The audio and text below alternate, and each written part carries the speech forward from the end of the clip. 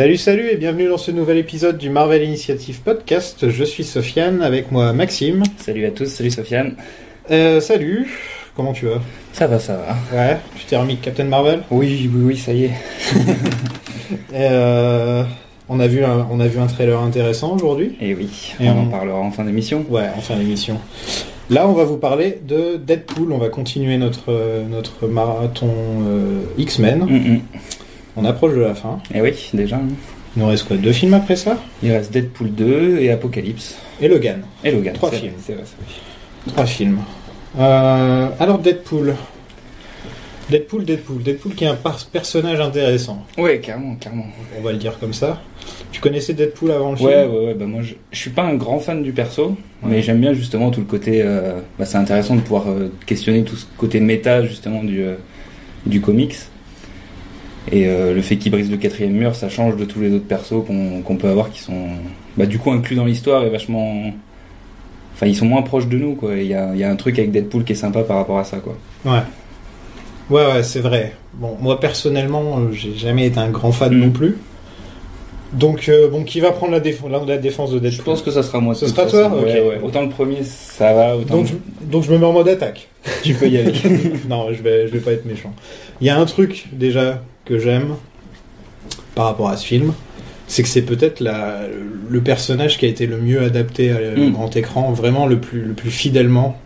Clairement. C'est-à-dire que c'est vraiment, tu le prends de la page au grand écran et il est comme ça, quoi. Ouais. Et ça, je crois pas que je l'ai déjà vu dans un autre film. Non, clairement pas. On pourrait dire Spider-Man par moment. Ouais, ce que je me disais, peut-être surtout avec le dernier, mais avec Spider-Verse, mais à part... Ouais, non. C'est vraiment le plus fidèle, ouais. Et Reynolds était fait pour jouer le rôle. Ouais, clairement. Ce qui est drôle, parce que t'étais là quand on avait fait Origins, Wolverine ? Oui. Donc, on a eu un Deadpool très différent. Ouais, voilà. C'était pas... Et ils font des références à ce Ouais. Donc le film a commencé à devenir un projet en 2004. 2004 ? Ouais. Ah, je pensais pas que c'était aussi vieux que ça. Ouais, et c'était déjà Ryan Reynolds à l'époque. Ok, donc quand il a été quand il a été casté pour faire Green Lantern, il était déjà en pourparlers du coup avec Marvel. Il avait pas déjà joué dans Origins avec Green Lantern ? Ouais, je sais plus, ça se vérifie ça, mais... Moi, j'ai pas les dates, là pour le coup, voilà. Ouais, bonne question. Je crois que Green Lantern c'était avant Origins. Il me semble aussi, en tout cas. Je pense aux effets spéciaux et tout ça, ça me paraît plus ancien en tout cas. Désolé, on n'a pas les réponses. Vous nous direz dans les commentaires. Alors le projet, il a été lancé par Reynolds avec David S. Goyer. Ok. Donc, qui est parti chez DC après du coup. Qui est dans tous les projets, à chaque fois qu'on regarde, il y a Goyer. C'est vraiment, il revient tout le temps, quoi. Alors c'est assez marrant, il s'est intéressé au personnage parce que Deadpool a fait une référence à Ryan Reynolds dans les comics. Ah, ça je savais pas. Donc c'est comme ça que l'histoire d'amour a commencé. Sympa. Parce que lui, c'était un fan du perso de base, de toute façon. Il a dit, dans les comics, Deadpool dit « Je ressemble à Ryan Reynolds croisé avec un Sharpie ». Blague qu'ils ont plus ou moins repris dans le film, en plus. Enfin, la blague du Sharpie. Et donc, ouais, c'est marrant, quoi. Bah ouais, carrément. Non, mais tu sens vraiment que, pour le coup, Ryan Reynolds, il a une relation très personnelle avec le perso, et il va vraiment à fond, et sur ce coup-là, on peut vraiment pas lui reprocher Enfin, on peut rien lui reprocher, que ce soit en termes d'interprétation ou du fait de défendre le perso et de défendre le film. À chaque fois il se donne vraiment à fond, et pour le coup il arrive à apporter autre chose que les produits Marvel ou même DC qui sont bien plus cadrés, quoi. Je le trouve personnellement aussi insupportable que le personnage. Donc je trouve qu'ils vont bien ensemble. C'est ça, non ? Parce qu'il est un peu casse-bonbon, quand même. Oui, c'est... Ça balance tout le temps, avec des références. Au bout de 20 minutes de film, j'en avais un peu marre. Mais au revisionnage, du coup, pour le podcast, j'ai aussi trouvé que c'était un peu... C'est une liste, quoi. Ouais. Il a coché chaque truc qu'il devait référencer, et puis... Et qui date déjà dans l'époque. Ouais, ça date vachement. Parce que là, il a quoi ? Il a 2-3 ans, le film. Ouais. Sorti en 2016. C'est ça. C'est marrant, j'ai l'impression que c'était hier, mais en même temps qu'il y a eu énormément de temps avec tous les Marvel qu'on a eu depuis, j'ai l'impression, et il y a eu la suite en plus. Juste 2 ans plus tard. Ouais, ça s'est fait vraiment très rapidement. Même pas laissé le temps de respirer ça. Il n'a pas du gain. Ouais, voilà. Pour revenir à la production, En 2010, le projet a été proposé à Robert Rodriguez, qui était très intéressé et qui a finalement refusé. Bon, c'est un fan de BD, donc... Ça aurait été autre chose. Clairement. Mais en tout cas, il faut savoir, le film a un très petit budget. Et lui, il travaille toujours sur des très petits budgets. C'est son truc, quoi. Donc, peut-être qu'à ce niveau-là, ça aurait bien marché, quoi. Tim Miller, qui est finalement le réalisateur du film, est engagé en 2011. 2011. Entre autres parce qu'il avait bossé sur les effets spéciaux des films X-Men. Ok. Pas bon signe en général. Mais il avait fait un très très bon court-métrage apparemment. Oui. Et qui apparemment a été nommé aux Oscars ou un truc comme ça. Ok. Et il avait fait une cinématique pour le jeu DC Online. Ouais. Oula. Une cinématique super épique avec tous les personnages de DC. Et ils ont vu ça et ils ont dit on veut faire des films comme ça, faut engager ce mec. Ok. Donc une cinématique de jeu vidéo, ça a donné le film Deadpool. Le film Deadpool, ouais. Donc je trouve la production, même si je suis pas fan de Deadpool, la production est super intéressante. Ensuite, il y a eu le fiasco Green Lantern. Ouais. Donc là, on a commencé à se demander est-ce que Ryan Reynolds il est bankable. Bon, parce que c'est vrai que en tant que lead acteur, c'est clair. Bah, il a pas une carrière oufissime non plus. Hein. Il a jamais eu de rôle très marquant. Il est souvent beaucoup dans de la comédie. Il avait commencé dans la comédie. Il a fait quelques comédies romantiques aussi, si je me trompe pas. Il me semble aussi. Et bref, les gars de la Fox, ils avaient peur, mais ils ont fini par accepter un tout petit budget pour qu'ils puissent faire un film test. Ok. Le fameux film test, qui est devenu super connu. Il y a eu James Cameron et David Fincher qui ont milité parce qu'ils avaient lu le script et ils ont milité pour que ce film soit fait auprès de la Fox. Ils sont allés voir la Fox et ils leur ont dit il faut faire ce film. C'est pas n'importe qui en plus, ça met un bon petit coup de pression. Et tu te dis pas encore Cameron, je me dis bon, je le vois bien dans l'affaire peut-être. Parce que bon, il a un côté un peu fantastique. Fincher, je suis un peu... Fincher, c'est drôle parce qu'en plus, il a un projet de série là qui va bientôt sortir avec Tim Miller sur Netflix avec les robots. Donc ils sont peut-être potes. Ça explique peut-être ça aussi. Ok, du copinage.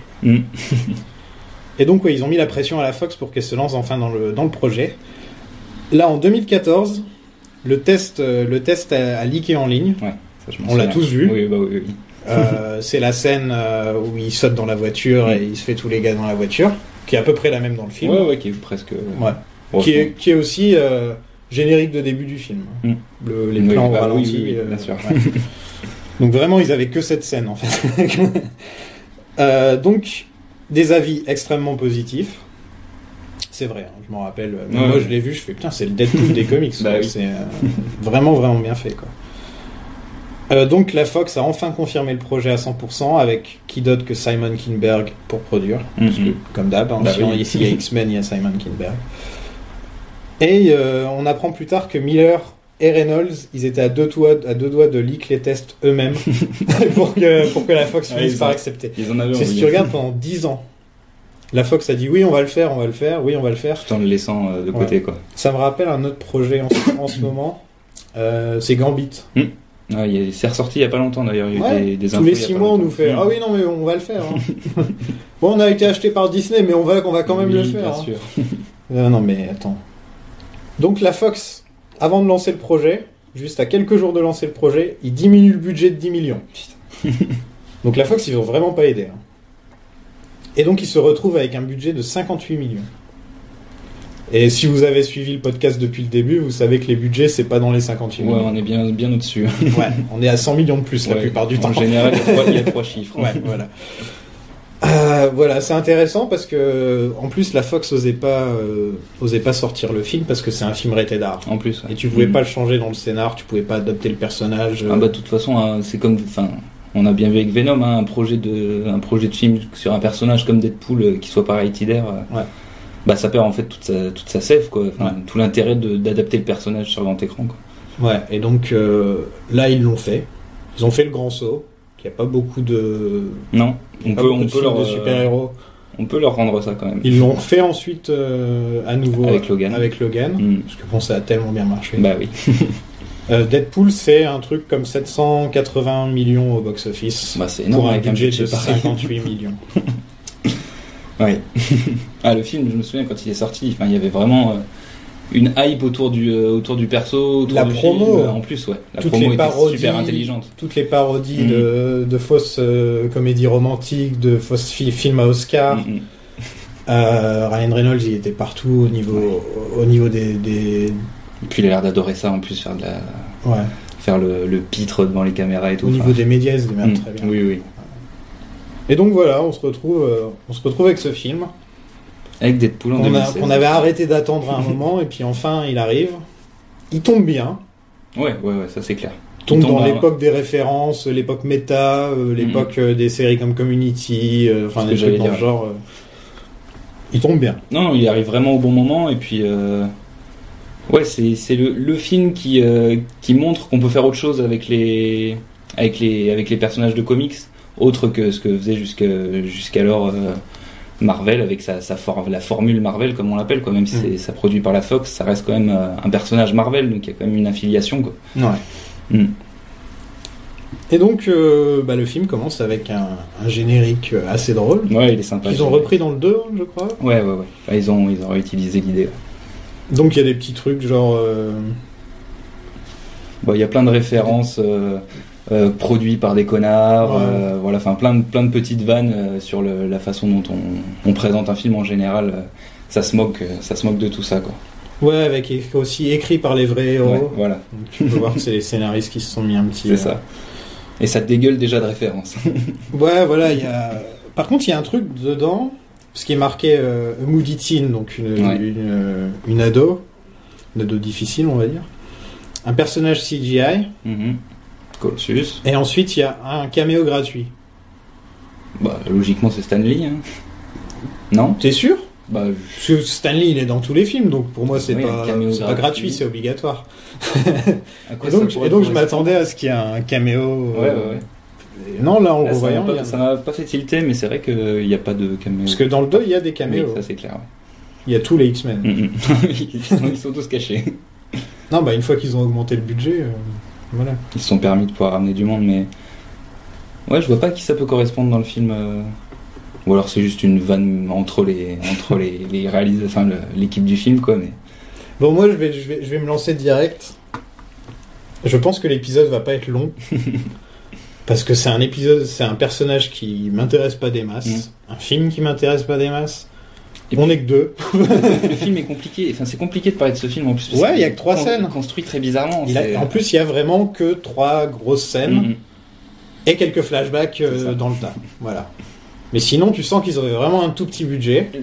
La façon dont c'est construit, ça fait très cache-misère quand même. Ouais. Ça fait. On vous adapte Deadpool sur grand écran, mais vous attendez pas un scénar ou un truc extraordinaire. C'est juste Deadpool qui va faire des vannes pendant 1h40, quoi. Oublie pas que tu dois le défendre. Oui, je le défendrai, mais il faut quand même rester objectif, quoi. Il y a des trucs, ça se voit, quoi. Non, parce qu'il y a plein de gens qui ont aimé ce film. Il a cartonné. Je l'apprécie. Au niveau des critiques, il a été bien reçu. Oui. Parce qu'il apportait autre chose aussi, justement. Je pense qu'il serait arrivé dans un contexte totalement différent. Après, il y a un ton particulier qui fait que ça plaît vachement à un public assez jeune, adolescent et même plus vieux, mais... il y a une cible quand même sur ce personnage avec l'humour et tout ça, non ? Ouais, il y a une cible.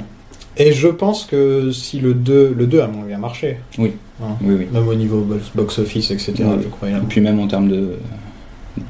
Je crois que les gens ont vu ce personnage, mais par contre, ils n'ont pas forcément envie d'en voir plus. Ouais. Tu vois ? Mais je pense qu'en fait, les gens ont même presque plus envie de voir le personnage de Deadpool avec d'autres... Ouais.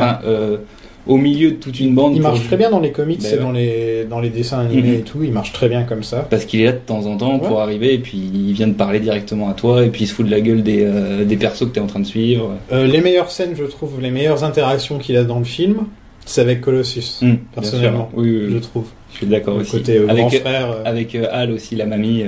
C'est sympa. Et puis avec Negasonic Teenage Warhead. Mais c'est plus forcé déjà, je trouve, avec son perso, parce que le personnage est tellement fait pour être caricatural que du coup... Ah mais elle a un nom tellement cool. Oui. Donc il y a cette espèce de scène où Deadpool est introduit du coup sur la rocade. C'est une rocade. qui va durer quasiment tout le film au final par intermittence. Ouais. Et qui était la scène test.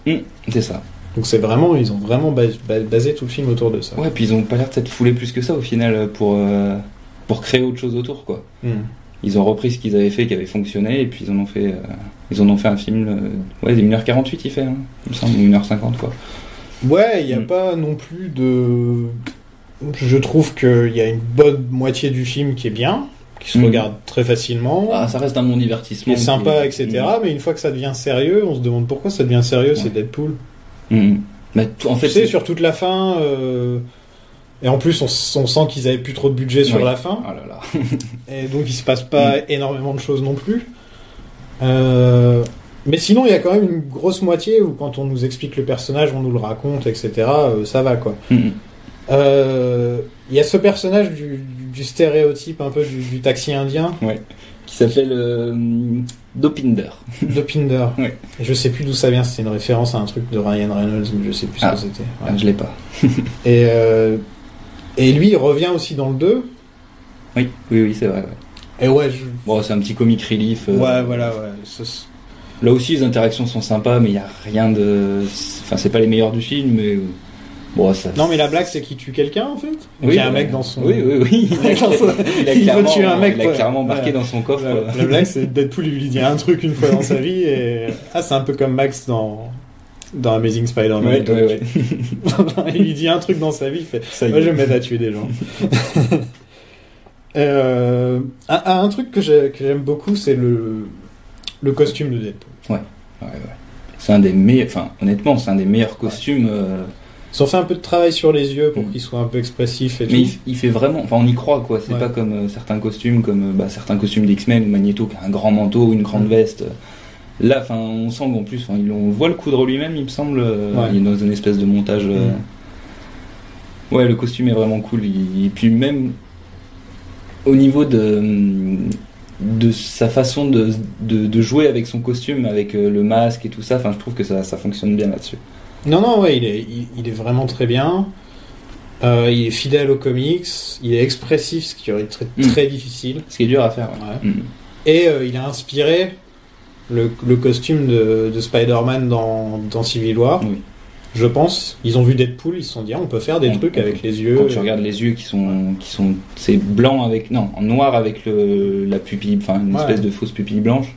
On sent qu'il y a une grosse inspiration. Ouais. C'est marrant, ce personnage de Deadpool, il a été créé, je me trompe peut-être, mais il a été créé dans les années 90 par Rob Liefeld. Ouais, ça c'est sûr. Comme étant une copie de Deadshot de DC. Et c'était vraiment que ça au début. Il n'y avait pas d'humour ou un truc comme ça. Mais il y a un mec qui l'a pris et qui s'est dit viens, en fait, Deadpool, on le transforme en Bugs Bunny en gros. Ouais, c'est un peu le Bugs Bunny. Ouais, mais c'est ça, c'est Bugs Bunny quoi. Oui. Tu sais, qui va taper sur l'écran et dire quoi 9 docteur. Ouais, mais c'est ça. Avec sa carotte. Et ouais, c'est marrant ce personnage comme parce que Rob, j'arrive pas à dire son nom. Il est surtout connu comme étant un mec qui sait pas dessiner.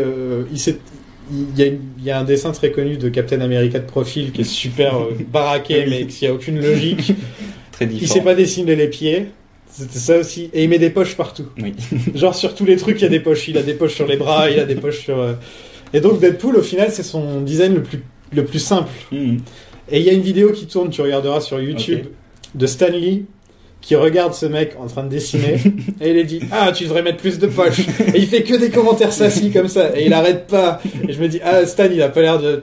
Tu sens qu'il aime pas la nouvelle génération, les mecs qui ont fait Spawn, et tu sais, ces gens-là, quoi. Lui, c'est pas son style. Non, clairement pas. Et donc, il arrête pas de faire des commentaires sassy. Et regardez cette vidéo sur YouTube, franchement, elle est super bien. Ça donne envie. Ouais. Du coup, j'ai envie de parler un peu de de réalisation. Ouais, parce Tim que, Miller, au niveau des scènes d'action, surtout la scène de la route, enfin sur la route là. Il se débrouille bien. Elle est bien cette scène-là. Il y a les scènes avec du coup Ajax. Ouais. Francis. Le désastre Francis. Ouais. Qui est joué par le premier Dario de Game of Thrones. Le Dario qui avait des cheveux longs. Ah oui, d'accord. Ah oui, je m'en souviens, mais Et il a joué le transporteur.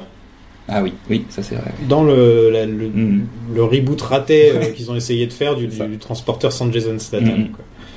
Mais il y a des scènes avec Ajax où, enfin, la scène au milieu de film où ils sont dans le laboratoire justement où il se fait tester et qu'il y a la confrontation quand tout explose. Je trouvais que c'était vraiment pas beau à voir en termes de chorégraphie, alors que sur le reste du film, même sur la fin du film, je trouve que ça va plutôt bien en termes de chorégraphie des scènes d'action.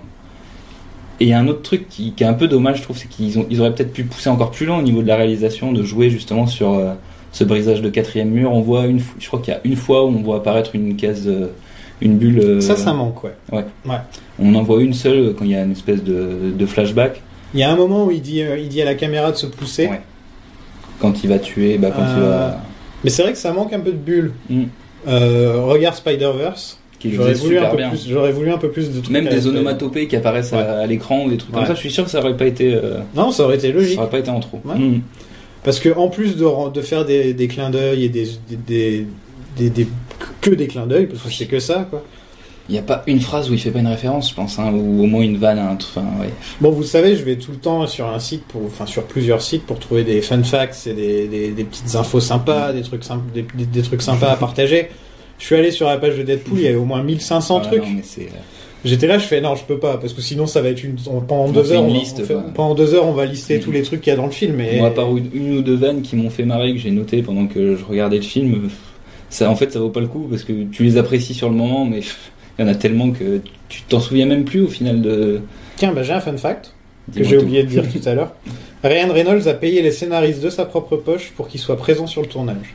Ah, ça c'est cool par contre. Parce qu'il arrêtait pas de militer auprès de la Fox pour qu'il les envoie et qu'il les paie. Et la Fox refuse. Et c'est Ryan Reynolds de sa propre...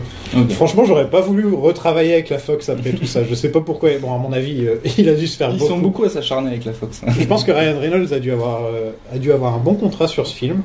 Donc je pense que maintenant... un peu comme Hugh. Et puis il y a toute cette image justement dont on parlait tout à l'heure c'est vraiment le porte-étendard du personnage et il est indissociable de Deadpool maintenant. Enfin, personne pourrait incarner Deadpool à part lui, quoi. On rencontre Colossus, donc. Ouais. C'est pas la première fois qu'on le voit dans l'univers. Non, mais c'est la version qui est presque la plus proche des comics au final. Ouais. Parce qu'il a son accent russe, parce qu'il est russe dans les comics. Il avait pas d'accent russe, si je me trompe pas. Je sais même pas s'il parlait dans les... Dans Days of Future Past, il a pas un accent, on le voit en début de film, il me semble. Mais dans les premiers films, en tout cas, c'est sûr que non. Donc, dans les comics, il y a un arc super bien. Sa sœur, c'est Magic, je crois, si je me trompe pas. J'ai un doute... Non, je sais plus qui c'est sa sœur, mais bref. Oui, frère ou sœur, je sais plus. Sa copine pendant longtemps, c'est Kitty Pryde. Oui. Et tout l'arc écrit par Joss Whedon est super bien. Je sais pas si tu l'as lu. Non, je l'ai pas lu. Non. Franchement, super bien. Et vous pouvez aussi le trouver en Animated Comics. Ah. Ouais, je crois sur YouTube d'ailleurs. Ok. Ouais. J'irai voir ça, moi. Et donc, moi, je me disais, je voudrais bien un petit film sur Colossus qui apprend à des jeunes mutants les bienfaits du petit déjeuner, tu sais. Juste le film comme ça, il parle avec son accent russe. Le perso est super cool dans le film, en plus. Ouais. Avec cette espèce de... Tu sais, t'as envie de lui faire un câlin, quoi. Fait penser à Terry Crews, je sais pas pourquoi. Mais avec un accent russe. C'est ça. C'est le Terry Crews de Brooklyn Nine-Nine version X-Men, quoi. Ouais, voilà, avec des gros muscles très grands et ouais, je l'aime vraiment bien ce Colossus, quoi. Contrairement à Deadpool qui le supporte pas du film, mais justement la relation est vraiment cool, ça marche bien. Ouais. Non, mais j'aime beaucoup quand il fait son... Il y a que 3 ou 4 moments dans la vie où tu peux être un héros. Ça, c'est les moments qui m'ont fait rire, c'est vraiment que Colossus, franchement. Et après, il vomit quand il tire. Tu vois, ça c'est passé plus que les références à tout va, en fait. J'en avais un peu marre des références à tout va. Ouais. Bah, les seules références vraiment marquantes, c'est celle à Wolverine et au passé de Ryan Reynolds avec les films de super-héros. Ouais. Parce qu'à part celle-là... Là, on a une scène où il a que 12 balles dans son flingue et donc il se les fait tous. C'est une scène d'action aussi. L'idée est sympa, justement. Ouais, l'idée est sympa. Surtout qu'il gâche beaucoup de balles. C'est ça la blague, quoi. Il se rattrape il gâche au moins 5 balles, je crois. Ouais, donc faut aimer la violence gratuite. Parce que c'est beaucoup de ça. Lui, il se coupe des membres, il repousse. Faut vraiment aimer... un peu une culture Call of Duty, un peu, j'ai l'impression. Ça tire dans tous les sens. Ouais, bah c'est la violence gratuite, quoi. C'est vraiment ça pour le coup. Et les blagues qui tournent autour du trou de balle. Voilà, parce que toutes les blagues tournent autour du trou de balle. Ah, une sur deux, c'est ça. Mais vraiment. On nous raconte donc un petit peu le passé de Wade Wilson. Et là, ça part en love story direct, quoi. Et ça, c'est un truc que j'arrive, en le revoyant, j'ai toujours pas réussi à accrocher avec ça. Même s'il en joue justement Deadpool en disant je vais vous raconter, c'est une histoire d'amour, et après il dit ce n'est pas une histoire d'amour. Au final, jusqu'à la fin du film, il y a quand même un truc très rom-com qui est un peu lourdingue. Ouais, c'est vrai. C'est vrai. C'est classique à ce niveau-là. Ouais. Ça apporte rien de nouveau. Et le fait d'être obligé de dire que c'est pas une romance, justement, ça essaye. Enfin, c'est pour essayer de cacher ça aussi, je pense. Parlons de Vanessa. Ouais. Qui est jouée par, je sais plus comment elle s'appelle. Qui est jouée par Morena Baccarin. Que j'adore parce que c'est mon petit guilty plaisir. C'est. Homeland ? Non, c'est Gotham. Elle est dans Gotham ? Oui. Ah, ok. Elle joue Lee Tompkins. Ah, j'adore cette série. Venez, on arrête tout, on parle de Gotham. Juste que je vais poser des questions sur qu'est-ce qui s'est passé dans les 5 dernières saisons de Gotham, tu vois. Un truc que... Bon, bah ouais, parlons de Vanessa, pardon. Donc, elle était aussi dans Homeland, c'est comme ça que je l'ai connue, je crois. J'ai dû l'avoir dans d'autres trucs. Dans les comics, c'est une mutante qui a le pouvoir de changer de forme. Shape-shifted. Voilà. Changer d'apparence. Et là, c'est une prostituée, juste. Ouais, je sais pas trop pourquoi est-ce qu'ils ont utilisé le vrai personnage au final. Pour avoir un nom, c'est peut-être ou pour pas avoir à se faire chier en créer un autre. Hein. J'aime bien ça, que ce soit une travailleuse du sexe, c'est un rôle positif. Il y a un propos sympa. De manière positive, tu vois. Elle est pas montrée comme... C'est pas le cliché, elle a un Mac, il faut que tu la sauves de son Mac, etc. Non, elle fait vraiment indépendante pour le coup. Par contre, c'est un peu dommage, c'est qu'à la fin, il la transforme un peu en demoiselle en détresse sur la toute fin, et ça annule un peu tout ce qu'il y a eu pendant tout le reste du film où c'était l'égal de Wade pendant tout le film, en dehors du fait qu'elle a pas de pouvoir. Mais d'un seul coup, on la transforme en demoiselle en détresse. J'ai pas tout compris. Et dans la suite, on la tue au début du film. Bah après, dans le deuxième, ça s'explique aussi avec tout ce qui se passe à la fin. C'est plus pour la vanne que pour autre chose en fait, parce qu'ils n'ont pas besoin pour le deuxième film, donc ils se sont dit on va faire des vannes dessus. Ouais, mais bon, il y a aussi un côté, tu sais, dans les comics, il y a The Woman in the Fridge. The Fridge. C'est le truc que tout le temps, dès qu'on sait pas trop quoi faire, pour qu'il se passe un truc dans l'histoire du personnage masculin, ah bah tiens, on va tuer sa copine. Ah bah tiens, on va tuer son... Tu vois, Gwen Stacy connaît bien ça. Voilà. C'est vrai que Gwen Stacy, elle est morte... Ouais, vraiment... Ce pauvre Robin, bon. Ça, je sens encore. Il y a un thème dans le film, en fait, le grand thème du film, c'est je ne suis pas un héros, faut pas croire ce que disent les journaux. Non, mais franchement, oui. C'est que ça, quoi. Là, encore une fois, je trouve que c'est pas un thème. On a tous vu la première trilogie X-Men avec Wolverine qui n'est pas un héros. On a tous vu Batman. On a tous vu Batman qui non, je suis pas un héros, je tabasse les méchants. Tu sais. Les personnages qui sont obligés de dire qu'ils sont pas des héros alors qu'ils font en plus des actions plus ou moins héroïques. Voilà, le film commence où il dit non, moi je suis pas un héros. Moi je suis badass, moi je suis comme ça. C'est genre ouais, ok, on t'a pas posé de questions, on t'a rien dit. Pas besoin de te justifier. Bon, enfin, il y a une fille qui le paye parce que pour aller tabasser le stalker. Même s'il a une façon de faire qui est très trash, au final, ça reste quand même un mec qui fait les choses avec des bonnes intentions derrière, quoi. Un truc que je trouve un peu bizarre quand même, c'est que Deadpool est déjà Deadpool avant d'être Deadpool. Si tu vois ce que je veux dire. Avant qu'il y ait la transformation, etc. Putain, le mec, il est déjà comme Deadpool, quoi. Il a pas de masque et tout. Au niveau du caractère, c'est déjà le même, quoi. Ouais, c'est exactement le même. Après, c'est pas si illogique que ça, parce qu'en soi, sa transformation implique pas de changement mental, ou c'est surtout un changement physique, quoi, qu'il reçoit. Et c'est juste, en fait, il se fait soigner de son cancer de façon super vénère, quoi. Non, mais par exemple, j'espère que dans le film Joker qui va sortir dans pas longtemps, j'espère qu'il y aura quand même une différence entre le mec qu'il est et ensuite le mec qui devient une fois qu'il tombe dans le truc. Enfin, si, c'est ce qu'ils vont faire. Ça a l'air d'aller vers ça, en tout cas. Ouais. Pas savoir. Ah ouais, c'est curieux ce film aussi. Donc il tient son nom dans le film. d'une sorte de cagnotte en fait. Ouais, un tableau qui est au-dessus du bar. Ouais, c'est un tableau où ils font une cagnotte de le prochain qui va mourir. C'est ça. Et donc ça se traduit en Deadpool. Mm.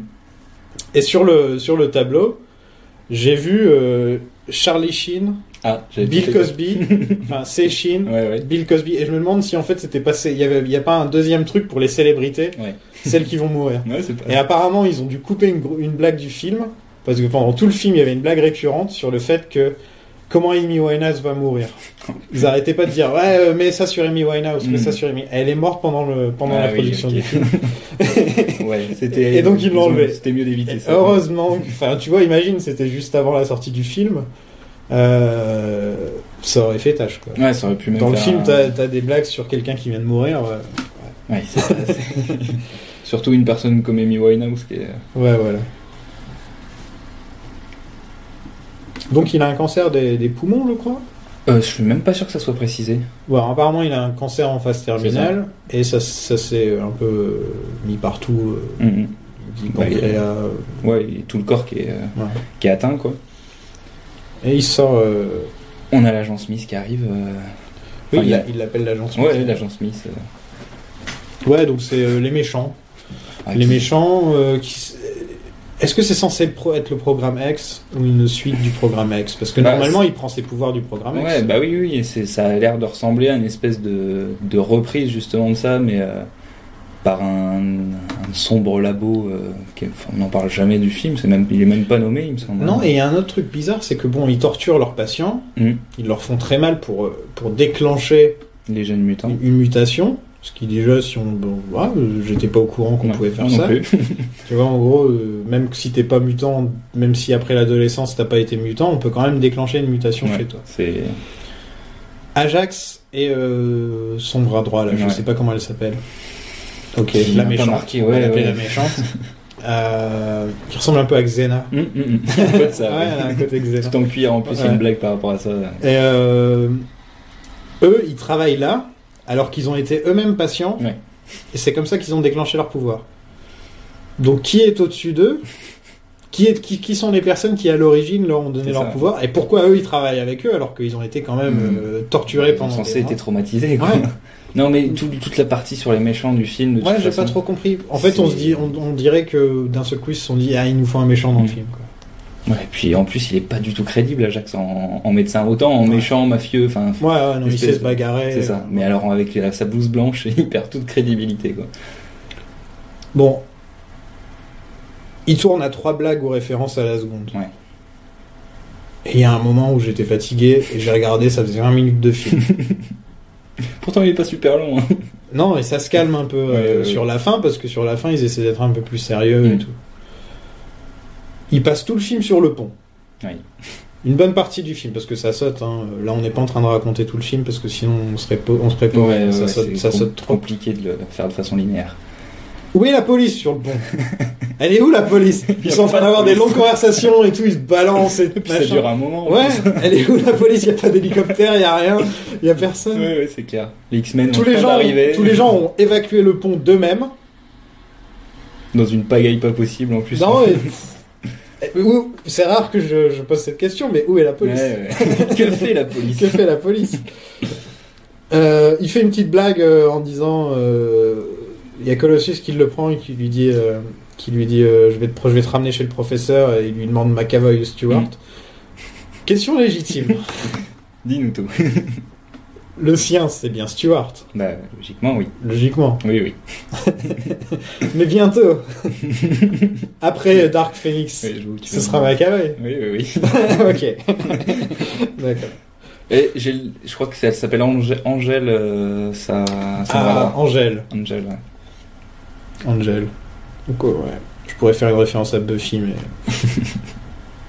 Ouais, donc on peut réveiller les gènes des mutants, ça c'est quand même un truc...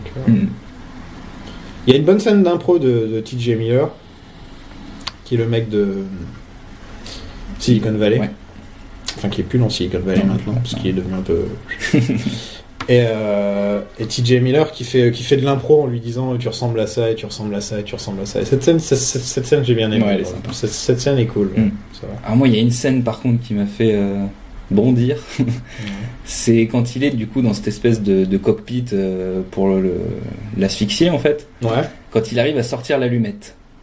Alors il y a une allumette qui sort de sa bouche. Donc déjà depuis quand elle est là il l'a prise quand il a mis un coup de tête à Angel. Ok. Parce qu'elle joue avec des allumettes dans sa bouche. Il lui met un coup de tête, il lui prend l'allumette. Donc là il lui prend. Ok. Donc il la sort de sa bouche. Mais faut le voir. Hein, c'est vraiment. Il la sort de sa bouche. Donc elle est censée être trempée. Oui. Ouais, sauf s'il a vraiment réussi à bien la... Ouais, enfin... Tu sais, genre, tu vois ce que je veux dire? Oui. Faire de la gymnastique bien...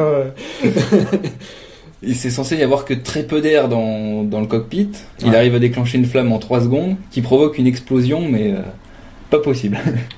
Donc ouais, le coup... apparemment c'est parce que ça passe dans le tube d'oxygène et il y a plein de bouteilles. Du coup, ça moi c'est surtout le coup qui sort l'allumette de nulle part, mais j'avais pas saisi mais du coup ça va. Ouais.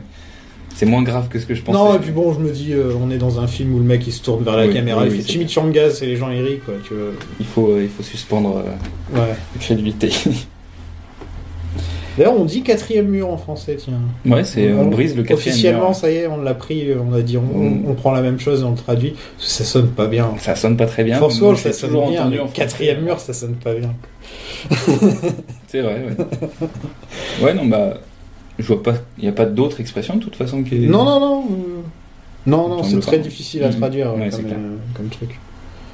C'est pas plus bête. Ouais, donc il y a la petite scène sympa où il se fait son costume, où il découvre que donc il saigne, alors il a besoin d'être en rouge. Ensuite, on n'entend pas bien par rapport au masque qu'il a, donc il s'en fait un autre. Et pendant tout ce temps, il y a une chanson, assez marrante où c'est quelqu'un qui rappe en disant des trucs sur Deadpool et tout. Chanson que je vais sûrement utiliser à la fin de l'épisode, je pense. Ah, j'aime bien celle qui a. Sinon, je mettrais George Michael. Ouais, celle-là. J'aime bien celle-là, moi. Sinon, je mettrais George Michael, c'est celle de fin. Oui. Ce serait logique. Puis il nous a quittés, donc. C'est vrai. Il y a Stanley. Oui, dans la boîte de striptease. Le caméo de Stanley. Oui, j'ai décidé qu'il y avait une chanson. qui est vraiment pas le plus ouf. Ils auraient pu s'amuser un peu plus quand même. Je l'aime bien. Tu trouves? J'aime bien, surtout c'est qu'on l'entend en fond, en train de dire si vous voulez 3 minutes de bonheur. Il dit des trucs vraiment dégueulasses, mais genre on l'entend en fond avec sa voix, et il a l'air tellement content de lui. Tu sais que je l'aime bien. Oui, c'est vrai, comme ça. Je l'aime bien. Mais je m'étais dit qu'ils auraient pu. C'est quoi dans le 2? C'est pas sur la scène avec quand ils atterrissent tous en parachute. Ah, et on le voit là? Il me semble que c'est là. Ah, ok. Non, parce que là on voit Brad Pitt là. Oui. Ouais. On en reparlera d'ailleurs. Oui. Tu préfères lequel, le 1 ou le 2? Le 1. Ouais, le 2, j'ai vraiment eu beaucoup de mal pour le coup. Je crois que j'ai préféré le 2 parce qu'il y a plein de personnages autour de Deadpool. Ouais, c'est vrai qu'il y a ça aussi. Et ça donne plus de. Enfin voilà, quoi, ça rebondit, il y a plus. Parce que là, il est vraiment tout seul pendant une bonne partie du film avec ses propres blagues dans sa tête. Je trouve que ça marche mieux. Bon, j'ai pas été un gros fan de Cable, mais je trouve que ça marche mieux quand il y a Cable. Cable était sympa. Colossus a eu un plus grand rôle, donc tu vois aussi. Je crois que j'ai préféré le 2. En plus, on voit Juggernaut. Oui. En vrai, qui est bien mieux fait. Vraie version. Qui est bien mieux fait pour le coup. On n'a pas la version de Juggernaut, bitch. Ouais, donc voilà. Donc Stanley, rest in peace Stanley. On en avait parlé dans l'épisode de Captain Marvel. Oui, il me semble qu'on en avait parlé. Ça me rassure. Super caméo. Enfin, caméo plus hommage. Et là, Vanessa se fait kidnapper. Ouais. Et voilà quoi. Donc ça amène la suite où Deadpool il décide d'aller essayer de chasser les gars, mais on s'en fout un peu parce qu'on les a jamais rencontrés. Le seul qu'on voit c'est Agent Smith et voilà quoi. Lui il refuse d'aller voir Vanessa parce qu'il ressemble à une tête de blanc. Ça c'est pareil, je trouve.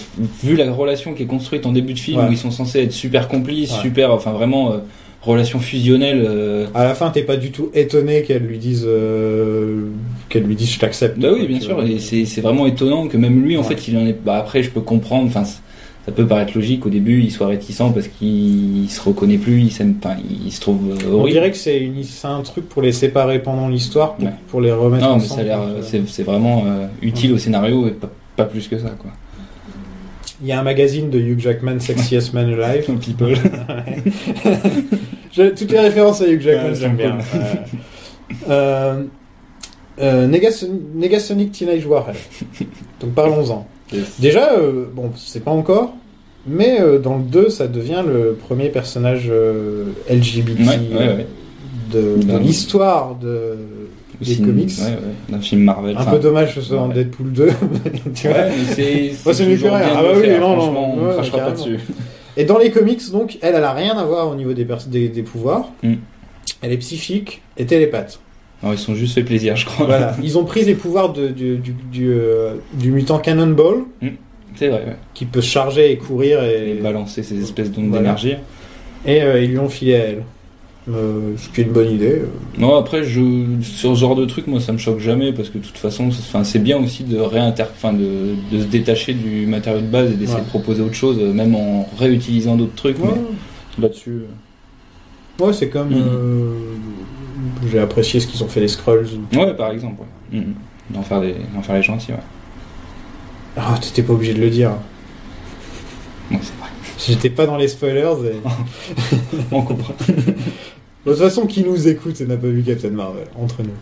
Bah, j'espère personne. Bah oui, non, ça serait triste quand même. Elle a été choisie par les scénaristes, je sais pas si je l'ai déjà dit, parce qu'ils aimaient bien son nom. Ok. Elle avait le nom le plus cool, elle a un nom super cool. Ah bah ça va très bien avec Deadpool. Ouais, c'est un nom de groupe de rock japonais, tu sais, de J-pop. Et en fait, ouais, elle appartenait à Marvel. Mais la Fox, ils avaient Ego. Ouais. Donc Marvel et la Fox, ils ont fait un échange. Il n'y avait pas que ces personnages-là, il me semble. Il y avait quelques personnages, mais en gros, le gros du truc, c'était Ego et elle. Ok, et en plus, ils lui ont dit, on change tout du personnage, on va garder que le nom. Ouais, donc ils ont dit, ok. Pas de souci. Et donc c'est comme ça qu'ils ont récupéré Ego et qu'ils ont pu faire Guardians 2. Volume 2. Et là, on rentre dans le troisième acte et c'est franchement bof de chez bof chez bof. Pour le coup, là, je vais te rejoindre là-dessus. Ouais. Franchement. Et puis cette espèce de décor de fin qui... Mais tous les décors du film sont pas. Oh, j'aime bien la baraque dans laquelle ils sont en coloc avec. Ouais, voilà, mais je veux dire les décors de scènes d'action. Oui, ça reste très pauvre et très. Même le centre médical où il est, enfin même le bar, pareil. Enfin, oui, c'est vrai que très c'est sombre aussi. Ouais, donc. En plus, au niveau du scénario, ça devient classique d'un coup. Ah oui, ça rejoint vraiment. T'as Colossus contre Angel, qui sont. Tu les vois ensemble, miroir, tu dis, ça va être ça. T'as Ajax contre Wade. On n'a pas parlé des pouvoirs d'Ajax. En gros, il sent pas la douleur. Ouais, c'est ça. C'est pas. Donc, il se complète bien avec les pouvoirs de Wade qui sont quand même vachement plus utiles. Oui, c'est clair.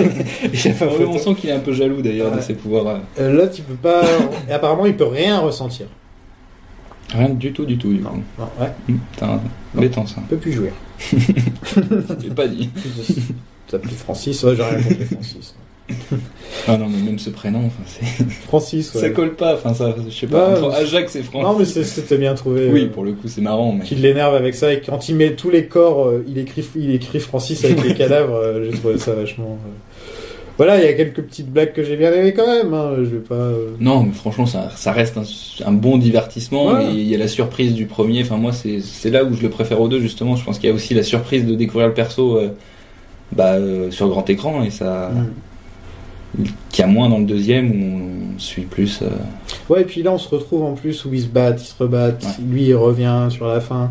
Et il y a aussi toute la scène où il essaie de la sauver de la chute parce que ils sont sur un hélicarrier du Shield au fait. On en a même pas parlé de ça. Ah oui. Ouais. Je croyais que c'était juste une espèce d'épave de bateau. Non, c'est un truc du Shield. Okay. Ouais, mais c'est pas dit officiellement, mais. C'est un œil, quoi. C'est vraiment là encore en le revoyant, je fais merde, c'est vrai qu'ils sont là-dessus. Enfin, j'espère que je dis pas de conneries parce que j'ai pas fait de recherche là-dessus. Je crois bien que c'est un hélicoptère. Moi, en tout cas, c'est une espèce d'épave. Ça lui ressemble en tout cas. Ouais. Oui, maintenant que tu le dis, c'est vrai. Et Colossus me fait rire, ouais, voilà. C'est vraiment des. Je suis fan de Colossus. Des meilleurs. Moi, j'aime bien les mecs comme ça. J'aime bien Drax aussi. Drax. Voilà. Petit chouchou aussi. Et donc là, on a la scène où il montre enfin son visage, mais avant, il a le visage du Hugh Jackman. C'est encore une bonne référence. Ouais, qui est sympa. Ouais. Et voilà, il sauve la fille, il s'embrasse, blablabla. Et puis la fin, mais je pense que c'est aussi un peu volontaire de se moquer justement de ce genre de fin. Ouais. Mais du coup, en fait, il rentre les deux pieds dedans et il apporte rien de plus que. Il n'y a pas de propos derrière, en fait. En plus, il y a la caméra qui se barre. C'est une fin Et on a du Wham. Voilà. Oui, c'est vrai qu'on a du Wham. Enfin, je sais pas si c'est Wham ou George Michael, celle-là. Enfin, en tout cas, il est dans les deux. Et donc, ouais, c'était le premier film de Tim Miller, quand même. Oui, c'est vrai, on l'a pas dit. Sa première réalisation, grand succès, quand même. Ça va, quoi. Il y a pire pour commencer. Ouais. Il y a quand même une petite scène post-générique qui est sympa. Ouais, il y a une scène post-générique. Donc où il demande pourquoi est-ce qu'on est encore là, en gros. Qui est pas mal, où il sort sa tête. Ouais, je me rappelle au ciné, ça fonctionnait super bien. Parce que... C'est celle qui fonctionne bien avec celle de Captain America qui dit alors. Dans la petite télé. Ouais. il sort son siège et il fait alors. Ouais, celui-là il marche bien et il fait un petit teasing pour Cable. Pour Cable, pour la suite. Ouais, et puis il l'annonce vraiment en mode vous le verrez dans le 2, quoi. Vous le verrez dans le 2. Et c'est peut-être aussi parce que c'était déjà prévu, vu que les deux sont arrivés très vite l'un après l'autre, c'était peut-être. Même s'ils n'avaient pas encore l'acteur, c'était sûr et certain, je pense, pour eux de faire une suite sur Cable. Je sais plus, il dit quoi? Il dit Mel Gibson ou un truc comme ça? Il dit un nom. Il parle de Keira Knightley. Oui, il dit aussi Keira Knightley, elle peut tout jouer. C'est vrai. Il y a un petit troll. Surtout les trucs en costume quand même. Et il y a un troll à Nick Fury, du coup. Oui, aussi, ouais. Vous attendiez Samuel Jackson avec un bandeau. Et ouais, donc 783 millions au box-office, ce petit truc. Quand même. T'as pas l'air d'avoir tant détesté que ça, quand même. Si? Non, je respecte pas mal de trucs au niveau. Le fait que tu prends un personnage qui est compliqué, facile sur la page. Sur la page, il passe bien, quoi. T'as les bulles, t'as les trucs, t'as ses pensées. Compliqué à adapter, il fallait le faire avec le bon acteur, avec tout ça, ils ont réussi à le faire. D'ailleurs, juste pour en parler vite fait, c'est vrai que Ryan Reynolds, il est impeccable pour le coup. Enfin, il est à fond dedans et il est vraiment cool. Je l'ai vu dans des trucs. C'est dans quoi? Blade Trinity, par exemple. Voilà. Ou Green Lantern. On en reparlera un jour, j'espère. Wolverine Origins. Voilà, il a une liste, le gars, quand même. Mais il a l'air d'avoir été vachement frustré d'Origins, justement. Et il y a peut-être aussi, dans ce film-là, il y a peut-être aussi de toute la frustration d'avoir été obligé d'incarner ce Deadpool qu'il avait pas envie de voir, quoi. Donc non, c'est pas que je le déteste, c'est que je m'en fous. Il y a un truc en moi qui fait j'ai passé l'âge, en fait, je crois. C'est peut-être ça aussi. Genre, c'est possible, ça me touche plus, ça m'intéresse plus. Ça se trouve, si j'avais eu 14 ans quand ce film était sorti, mais c'est tombé, quoi. Peut-être qu'il y a de ça aussi, parce que ce qu'il faut pas oublier, c'est que le film, il s'adresse aussi à... il s'adresse pas qu'à des fans de comics, du coup, il a réussi à capter... je connaissais des gens qui sont pas fans des comics qui me disent tu devrais regarder Deadpool, et je me un peu serré les dents. Mais autant le comics, moi je suis pas un énorme fan, et comme je disais tout à l'heure, je préfère le voir avec d'autres persos. Autant le premier film, il y a une petite affection perso pour ce film. Bon voilà, je pense au niveau de Deadpool. On avait le petit avis de Critique c'est vrai, Masqué, il y a Critique Masqué qui nous a écrit un petit avis.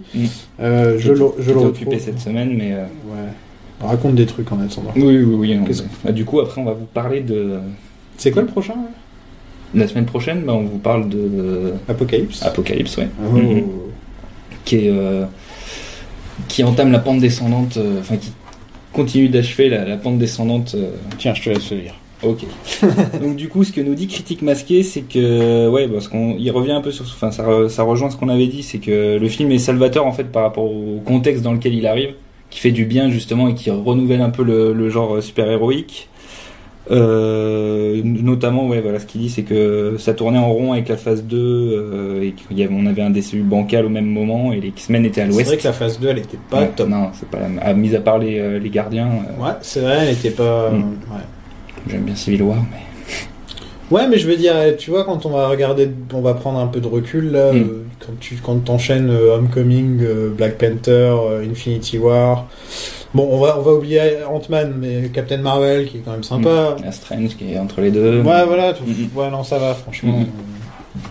Et du coup, après, ce qu'il nous dit, c'est que même si l'irrévérence et l'impertinence du film a un peu mal vieilli et que ça force beaucoup finalement, j'en garde le souvenir d'une vraie belle surprise. Après, côté méta, il nous dit que c'est hyper ingénieux, que les références pop culture, du coup, je suppose qu'il veut dire ça, qu'il y a une réelle réflexion sur le médium film, à l'inverse des comics bien plus inventifs sur la question. Donc non, voilà, c'est ça. Il est moins inventif que le comics, justement, sur le fait de questionner le propre médium sur lequel il est, quoi. Et après, le film fait vraiment faucher, voire cheap, avec une séquence d'action dans un décor lambda étendu pendant 80% du film. Ouais, ça revient sur ce qu'on disait même quand aussi. t'aimes le film, t'es obligé de le dire un peu, quoi. Et du coup, il termine avec Reynolds qui a réussi son pari, et il dit que c'est pas un grand film, mais un film important pour le genre. Et ça, c'est vrai que je suis plutôt d'accord avec lui là-dessus. Il écrit mieux qu'il parle, hein. J'espère qu'il m'écoutera. J'espère aussi. Et ouais, donc voilà, Deadpool, ce petit film sympatoche. Qui a tellement marché qu'il a sa suite 2 ans plus tard, et là c'est... Mais là, on va parler Endgame. On va parler Endgame. On en parlera un peu plus longtemps dans notre épisode spécial, parce que la semaine ou une ou 2 semaines avant Endgame, on va faire un épisode où on va revoir Infinity War, analyser Infinity War, et essayer de... Avec un peu de recul et voir ce que ça pourra donner. Ouais. Se concentrer sur ce film-là, parce que la fois où on l'avait regardé, nous, avec l'ancienne équipe, c'était juste après la sortie. C'est vrai, ouais. Donc j'ai pas pu vraiment en rediscuter depuis. Donc ouais, on va en reparler, ce sera cool. Mais là, on va parler du trailer qui est sorti aujourd'hui. Qui a popé un peu par surprise. Hein. Il y avait vraiment pas des Russos. Pour le coup, c'est bien qu'ils nous fassent ça. Ils aiment bien faire ça, les Russes. J'aime vraiment bien ces 2 mecs. C'est pas les plus grands réalisateurs du monde, mais ils ont l'air de bien kiffer ce qu'ils font quand même. Bah, moi, je trouve toujours que Winter Soldier est très bien réalisé. Ça c'est clair en termes de réel. Sur Infinity War, c'est un vrai tour de force d'ailleurs. Ils ont fait Toi, Moi et Dupré. Yumi and Dupré. J'ai pas vu. Je l'ai pas vu non plus.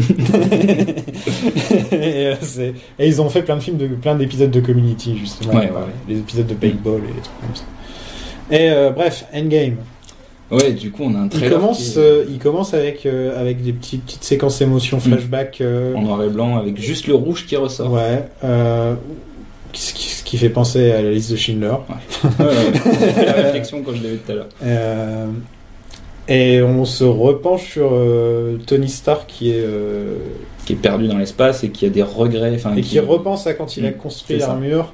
Et il dit ça a l'air d'être il y a une éternité. Un millénaire. Mais quand je suis sorti de cette grotte en Iron Man et que je suis tombé amoureux de toi, et j'ai l'impression que c'est aussi Robert Downey Jr. qui parle de quand je me suis refait, etc. Enfin, il y a là, pour le coup, c'est vraiment méta. Et donc ça fait plaisir. Ensuite, on a Peggy Carter, si je me trompe pas.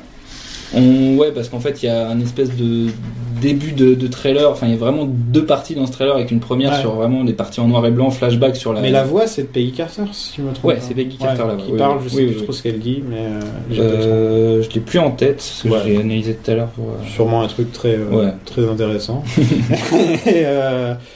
Et on a aussi Thor qui lui n'a pas le droit à quelqu'un qui lui parle ou quoi que ce soit. Il y a juste Anthony Hopkins qui lui tape sur l'épaule. Et papa qui tape sur l'épaule. Et voilà, ensuite... il y a un truc qu'on voit, c'est Hawkeye. Qui a vraiment avec beaucoup de plans dans ce trailer. En même temps, il n'était pas dans le film avant. Qui est avec sa fille. On le voit avec Natasha, on les voit se tenir la main d'ailleurs.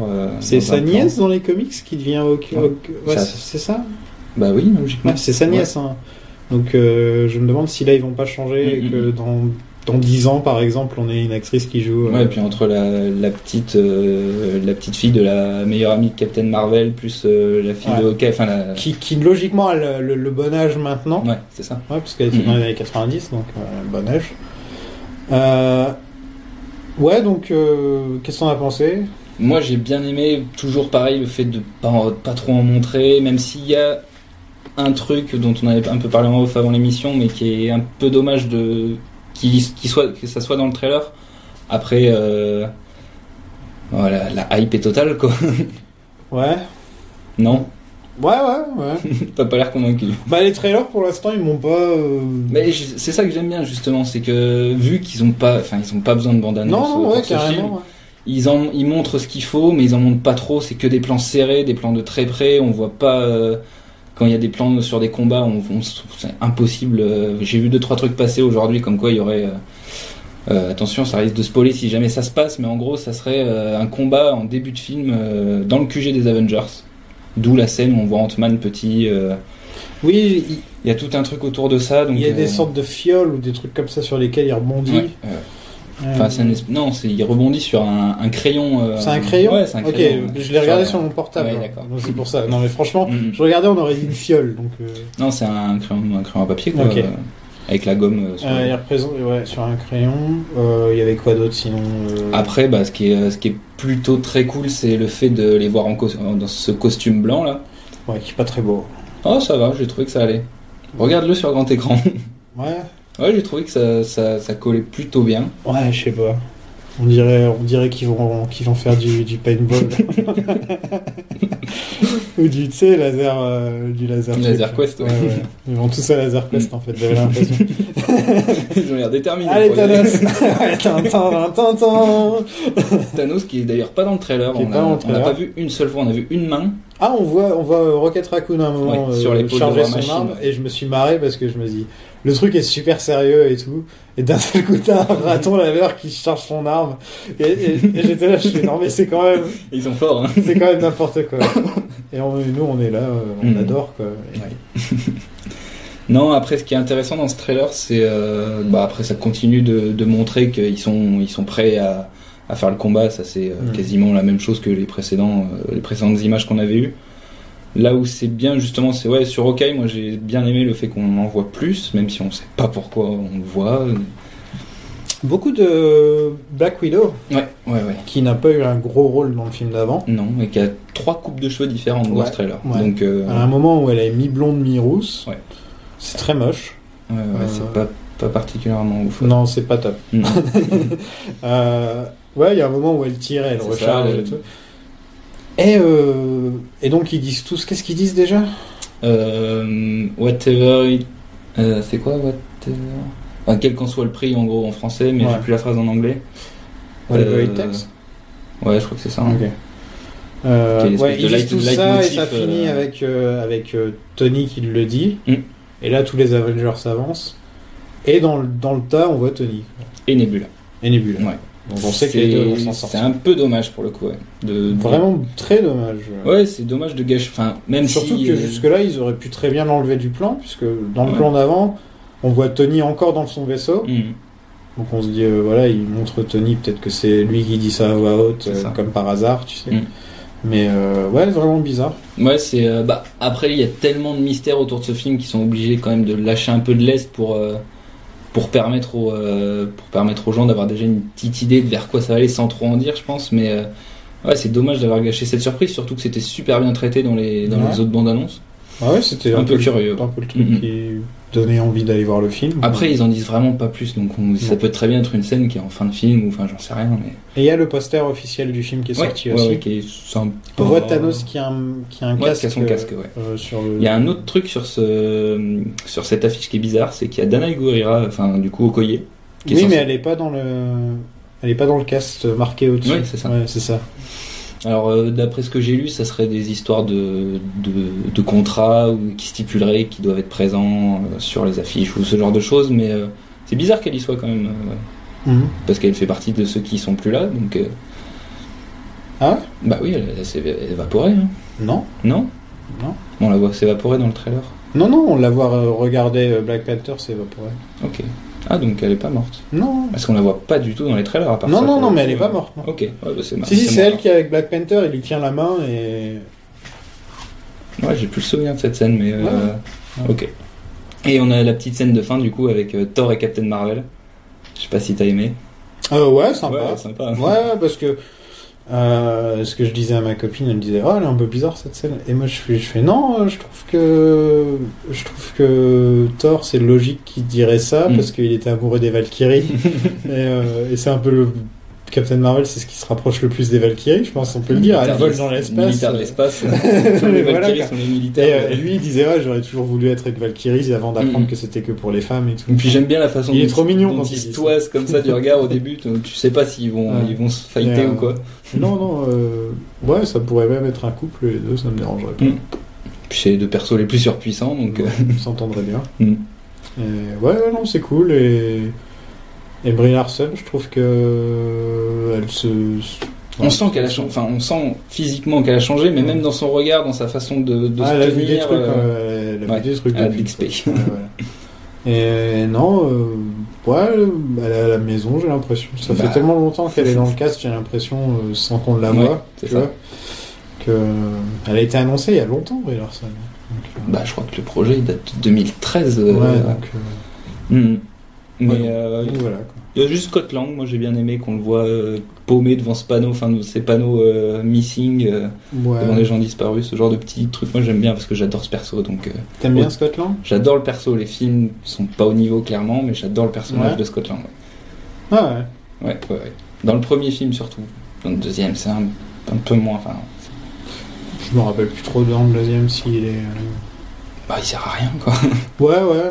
Mais non, j'adore son perso, enfin j'adore Paul Rudd déjà de base, donc ça aide, mais même... T'as un man crush ouais, on peut le dire.